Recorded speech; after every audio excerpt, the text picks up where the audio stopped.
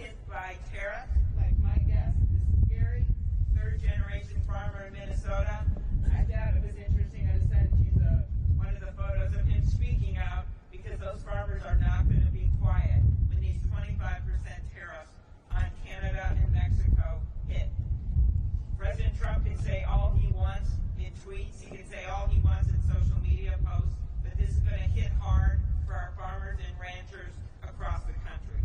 You're going to hear from people like Senator Campbell's guest, who is a cancer researcher that I got to talk to last night, who had clinical trials that are at risk, or Senator Gallego's guest, who is a veteran who relies on veterans' health care.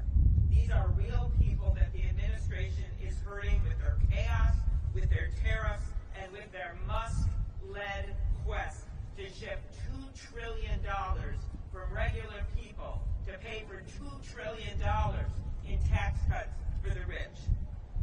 Americans who voted for the president didn't sign up for this. They wanted lower costs. What do they have instead? Ask the people in the egg aisle. Wholesale coffee prices up 23%. These are today's numbers. Lumber prices up 14%. Egg prices up 25% since the president took office. What is the State of the Union, we ask? Chaos is up, corruption is up, and costs are up for regular people. We are seeing cuts to Medicaid suggested in the House of Representatives, to cancer research, to public safety, to veterans, and just today to cut off the aid to Ukraine when the Ukrainians are standing up to a dictator in Vladimir Putin.